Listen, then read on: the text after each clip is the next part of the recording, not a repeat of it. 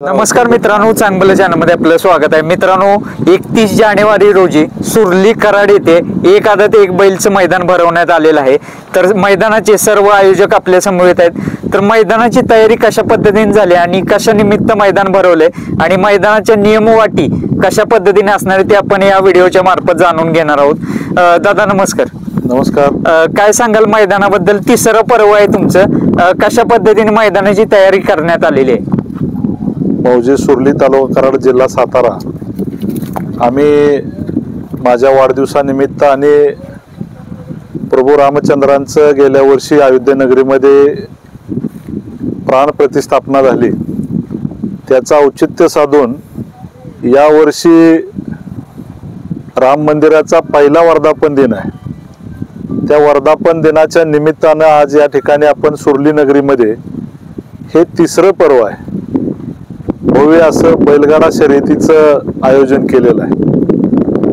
खरं तर महाराष्ट्र हा शेतकऱ्यांचा महाराष्ट्र आहे आणि शेतकऱ्यांच्या जीवनामध्ये आनंद निर्माण करणारा हा बैलगाडी क्षेत्र आहे. त्यामध्ये नवीन नवीन जातीची बैल या ठिकाणी शर्यतीसाठी येतात. या ठिकाणी आम्ही गेली 2 वर्ष या मैदानाचं आमच्या कमिटीच्या माध्यमातून अतिशय सुंदर आणि नीटनेटकं असं नियोजन केलेलं होतं. पहिल्या आणि दुसऱ्या वर्षी खरं तर आम्ही ओपनचा या ठिकाणी अड्डा घेतलेला होता, परंतु कमिटी आणि काही प्रेक्षकांचं किंवा काही बैल मालकांचं म्हणणं असं आलं की यावर्षी तुम्ही आदतचं मैदान घ्या, म्हणून आम्ही 31 जानेवारी रोजी या ठिकाणी आदतचा बैलगाडी अड्डा सुरली नगरीमध्ये घेतलेला आहे आणि त्याचं नियोजन आमच्या संयोजकांनी अतिशय नीटनेटकं केलेलं आहे. या मैदानाची जवळपास 60 ते 65% तयारी झालेली आहे. उरलेल्या 2-3 दिवसामध्ये 100% या मैदानाची तयारी अतिशय सुंदर प्रकारे करण्याचं काम आमची सुरली नगरीतली नियोजन कमिटी करते. या ठिकाणी सुरक्षितेसाठी आम्ही बॅरिकेडची नियोजन गेली 2 वर्ष आम्ही बॅरिकेड लावतोय. खरं तर बैलगाडी क्षेत्रामध्ये पहिल्यांदा आम्ही या सुरली नगरीमध्ये सुरुवात केली की चाकोरीच्या 50 ते 60% बॅरिकेड लावण्याचं आम्ही काम करतोय, जेणेकरून या परिसरातले किंवा महाराष्ट्रातले अनेक प्रेक्षक या ठिकाणी बघायला येतात, त्यांना कुठेही ॲक्सिडेंटली दुखापत होऊ नये किंवा जनावराला कुठेही दुखापत होऊ नये म्हणून आम्ही बॅरिकेड 50% लावण्याचं काम करतोय. स्क्रीन लावून महाराष्ट्रभर या मैदानाचं प्रेक्षेपण आपण करतोय. त्याचबरोबर जनावरांच्या सेफ्टीसाठी अनेक पशुवैद्यकीय डॉक्टर या ठिकाणी बोलवतोय, ॲम्ब्युलन्सची सुविधा आपण या ठिकाणी करतोय आणि या मैदान शासनाच्या पद्धतीनं सर्व परवानग्या घेऊन या मैदानाचं नियोजन आपण या ठिकाणी नीटनेटकं असं करतोय. गेल्या 2 वर्षामध्ये मी तमाम बैलगाडी क्षेत्रातल्या बैलगाडा संघटनेच्या कार्यकर्त्यांना विनंती करतो की आम्ही गेली 2 वर्ष कुठल्याही प्रकारचा एकही चीड न निर्माण करता या मैदानावरती स्वच्छ निकाल देण्याचं काम आम्ही या ठिकाणी केलेलं आहे आणि बक्षीस वितरण करताना 100% बक्षीस देण्याचं काम गेल्या 2 वर्षामध्ये केलेलं आहे. या वर्षी सुद्धा आम्ही कुठल्याही प्रकारची छेडछाड न करता कुणाचीही बैलगाडी असली, अगदी किंबहुना आमच्या सुरलीतली जरी बैलगाडी असली ती सुद्धा नियमाप्रमाणे पळेल. विभागातली आसोपासच्या गावातली कुठलीही गाडी असली तर ती सुद्धा नियमाप्रमाणे पळेल, जेणेकरून एक आदर्श मैदान करण्याचं काम आमच्या कमिटीच्या माध्यमातून या ठिकाणी केलं जाणार आहे. मी तमाम बैलगाडी मालकांना विनंती करतो की आम्ही या ठिकाणी ऑनलाईन बुकिंगची सुविधा केलेली आहे, जेणेकरून सकाळी आम्ही 9 वाजता या मैदानाचा शुभारंभ करणार आहे आणि 9 वाजल्यापासून 5:30-6 वाजेपर्यंत या मैदानाचं फायनल संपवण्याचा आमचा मानस आहे. त्यामुळे बैलगाडी क्षेत्रातल्या सर्व मालकांना माझी विनंती आहे की आपण सगळ्यांनी सकाळी लवकर येण्याचं काम करावं आणि ऑनलाईन पद्धतीने आपण 2 दिवसामध्ये बुकिंग करून या बैलगाडी शर्यतीमध्ये आपण मोठ्या संख्येने भाग घ्यावा.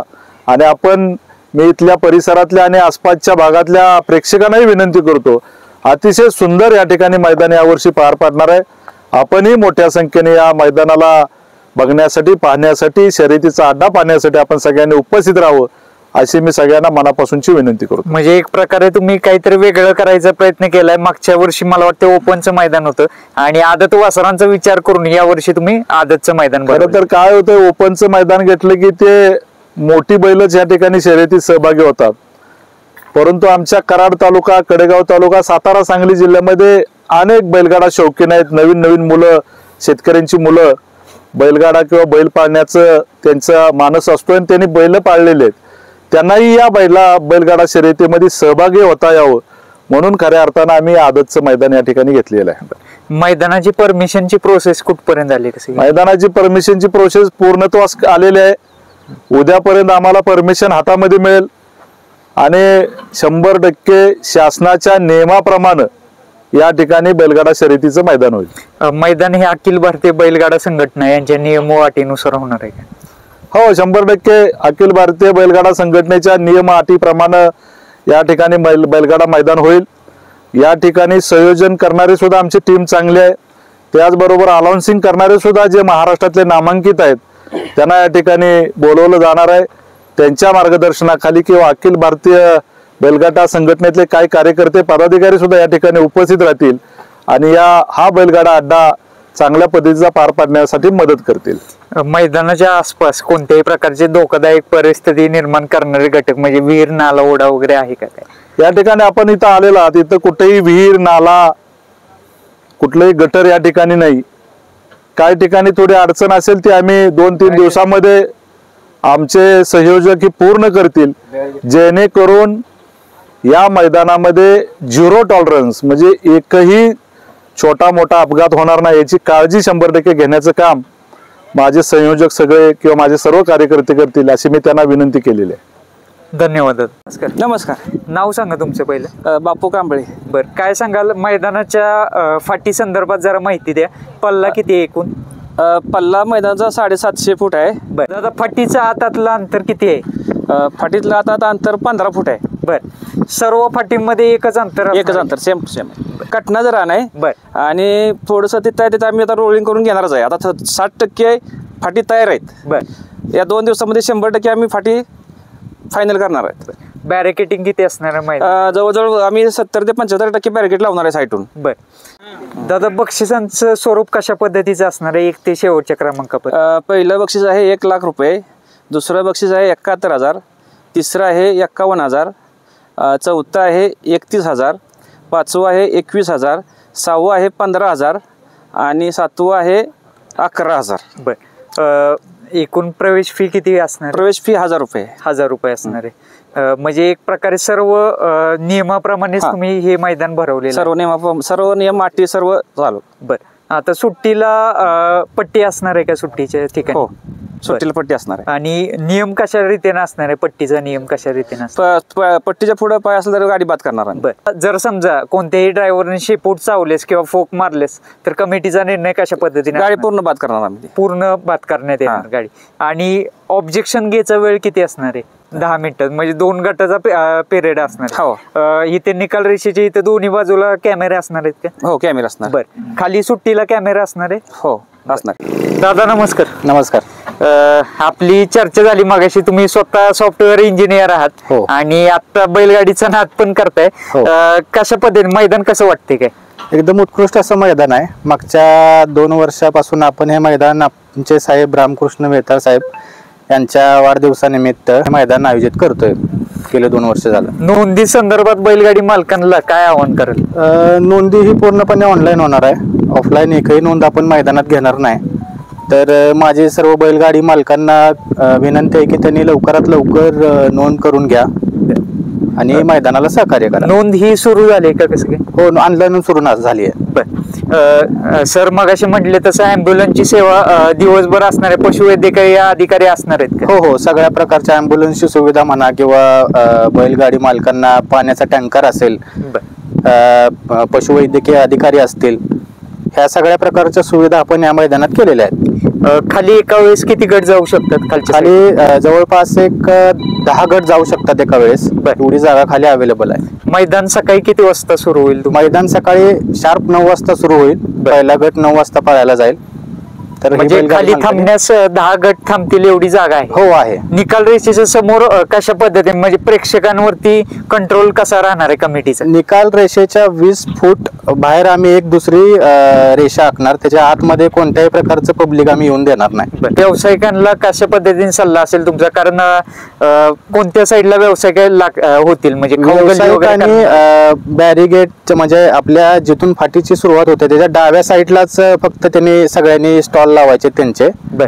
हा म्हणजे संपूर्ण नियोजन झालेलं आहे कमिटीचं आणि त्या पद्धतीनेच तुमचं नियोजनबद्ध मैदान हे होणार आहे. हो, हो. मैदानाची नोंदणी जी आहे ती सुरू झाली का आपली ऑनलाईन नोंदणी? हो हो सुरू झाले. 50-60 नोंदी ऑलरेडी झालेल्या आहेत. बर.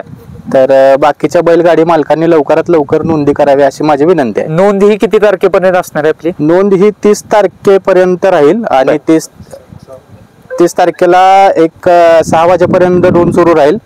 त्याच्यानंतर रात्री 8च्या दरम्यान आपण लाईव्ह लॉट काढणार आहे. म्हणजे लॉट आदल्या दिवशीच काढली हो, हो. जाते. एक प्रकारे खूप सुंदर नियोजन केलंय. आता मैदानाची तयारी कुठपर्यंत आली? नेमकं रोलिंग वगैरे केव्हा करून घेणार ते? हा मैदानाची तयारी एक 60% तयारी आता पूर्ण झाली आहे. बर.